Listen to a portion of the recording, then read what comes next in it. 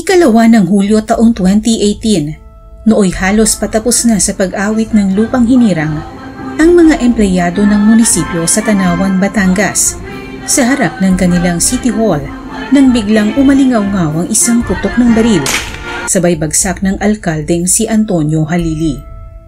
Salo nito ang kaliwang bahagi ng kanyang dibdib at nakalakad pa ng ilang hakbang pakanan bago ito tuluyang bumagsak. Sa mga oras na iyon, nagkagulo na ang mga taong dumalo sa flag raising ceremony bandang alas 8 ng umaga. Ang mga security aid ng alkalde ay natigagal sa pagkabigla, habang ang iba ay isinugod si Mayor sa ospital.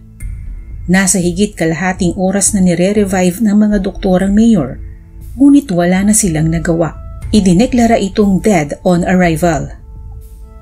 Ang tanong, sino ang nagpaligpit sa Mayor ng Tanawan?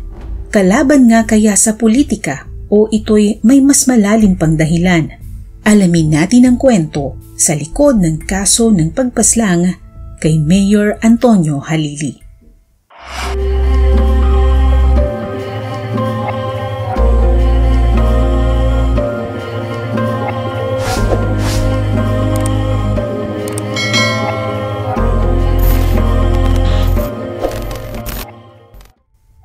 Ipinanganak noong February 8, 1946 sa Manila si Antonio Tony Halili, 72 taong gulang.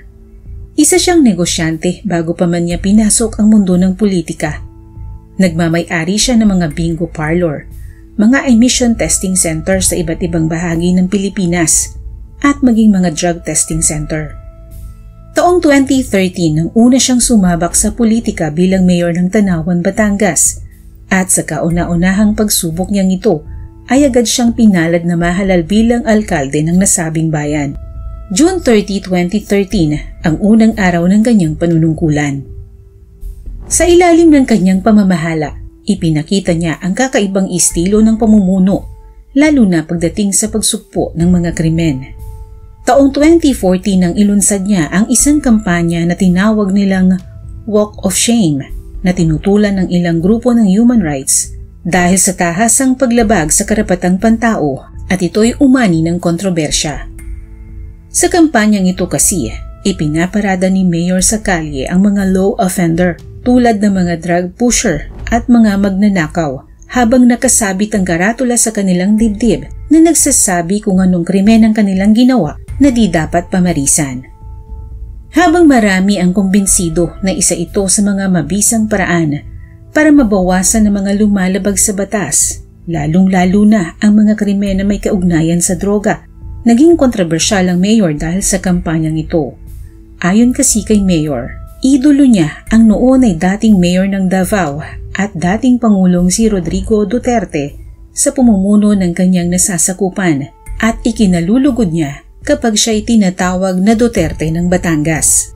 Ngunit kung galit si Mayor Halili sa mga drug pusher, nakakapagtaka kung bakit siya napabilang sa listahan ng PIDEA o ng Philippine Drug Enforcement Agency taong 2017, at noon ay matatandaang si Duterte na ang nakaupong pangulo ng ating bansa.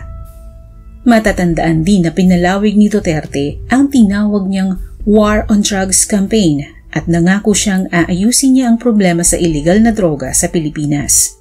Sa parehong taon ng kanyang panunungkulan, inulunsad ang kampanya na tinawag na Oplan Tokhang.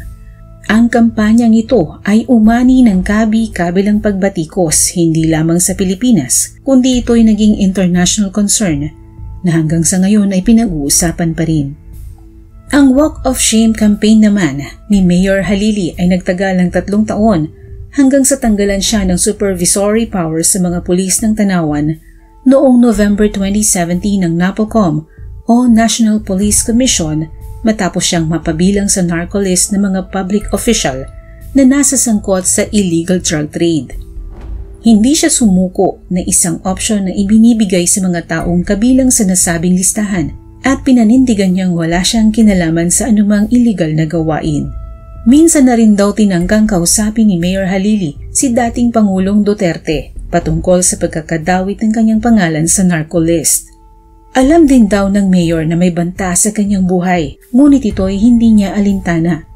hanggang sa sumapit ang araw ng 2 ng Hulyo taong 2018. Tila ordinaryong Lunes lamang iyon ng July 2, 2018. Dumating ang alkalde sa flag raising ceremony sa harap ng City Hall, mag-aalas 8 ng umaga.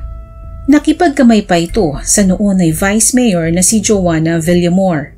Nang araw na iyon, isang pagdiriwang sana ang nakatakdang maganap para sa mga nanalong barangay captain sa iba't ibang barangay ng Tanawan. Kaya naman kumpara sa mga nagdaang flag raising ceremony, mas marami ang taong naroon upang sumaksi sa pagdiriwang na dapat sana'y gaganapin pagkatapos ng pag-awit ng lupang hinirang. Tumayo si Mayor Halili sa harapan katabi ni Vice Mayor Villamor at sa kanyang kaliwa ay ang kanyang security aide. Pagkuway ngumiti pa ito sa mga tao bago magsimula ang pag-awit ng lupang hinirang. Halos patapos na noon ang pag-awit ng lupang hinirang nang biglang umalingaw-ngaw ang isang putok ng baril. Nakalakad pa si Mayor pakanan bago ito tuluyang bumagsak habang saluang kanyang kaliwang dibdib. Agad siyang isinugod sa pinakamalapit na ospital habang ang mga taong naroon kabilang ang security aide ng mayor ay nabigla sa mga pangyayari.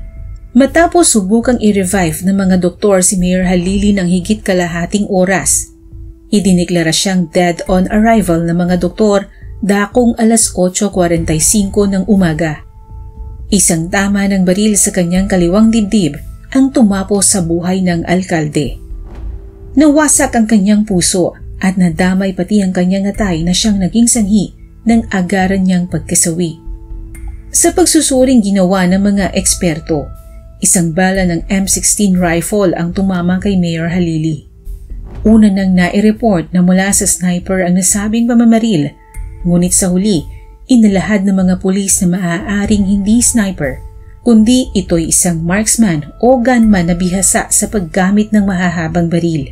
Dahil kung ito raw ay sniper, sisiguruhin ito na headshot ang tama, bagkus nag-focus ito sa katawan na mas malaking target kumpara sa ulo, bagamat siniguro nitong fatal ang magiging tama sa kanyang target. 3 araw makalipas ang pamamaril sa alkalde, natunton ng mga pulis ang pinwestuhan ng gunman at mula doon ay sinukat nila ang distansya nito sa kinatatayuan ni Mayor Halili. Nasa halos 80 metro ang layo ng gunman sa pwesto ni Mayor. Matataas sa mga talahib sa mataas na bahaging iyon ng lupa malapit sa munisipyo. At kung titingnan ay nakuha ng gunman ang perpektong lokasyon upang isagawa ang kanyang plano.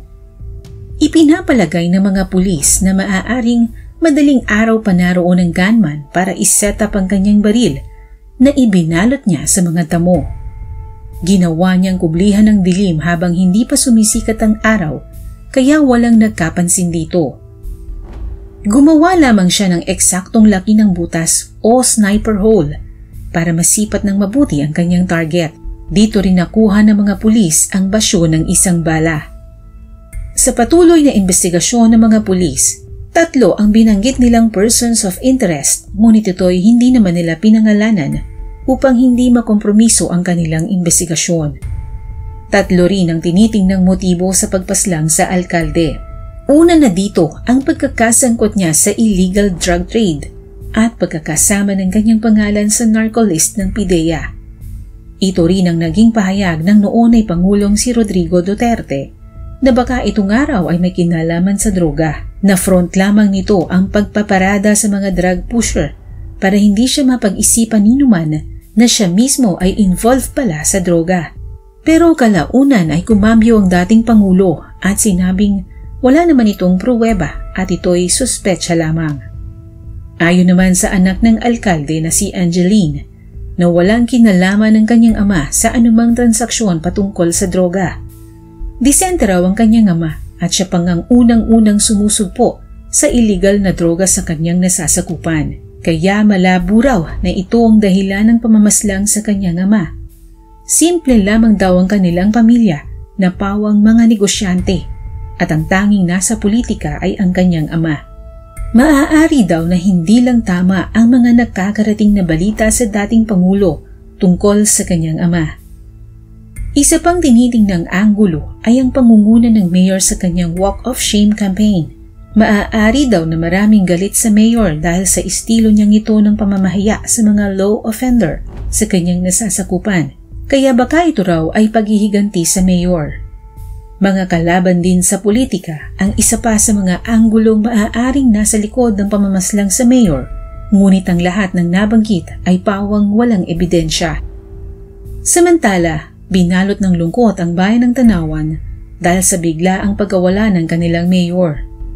Ayon sa ilang mga kawani ng City Hall, sa lahat ng mga mayor na kanilang nakasama, si Mayor Halili lamang ang tanging nagtatagal sa munisipyo para gampanan ang kanyang trabaho. Marami din siyang programang naipatupad sa kanilang bayan, kabilang dito ang pagpapasigla ng turismo. Marami rin daw siyang programa na nakakatulong sa mga senior citizen at marami rin daw proyekto ang mga barangay ng Tanawan na kanyang pinayagan para sa ikagaganda ng kanilang baryong nasasakupan. Si Mayor Antonio Halili ay pangsyam na mayor na napaslang mula nang manungkulan si Pangulong Duterte noong taong 2016. Sa ngayon ay nananatiling bukas ang kaso at wala pa ring napapanagot sa pagkakapaslang kay Mayor Halili. Umaasa na lamang ang kanyang pamilya na balang araw ay makukuha rin nila ang hustisyang nararapat para sa kanilang padre de pamilya na naging mailap hindi lang sa kanilang pamilya kundi maging sa iba pang naging biktima ng ganitong uri ng krimen. May atraso man o wala si Mayor Halili, hindi magbabago ang katotohanang siya'y wala na upang maipagtanggol ang kanyang sarili laban sa mga isyung ipinupukol sa kanya. Dahil mula nang mapasama siya sa listahan, siya'y sentensyado na.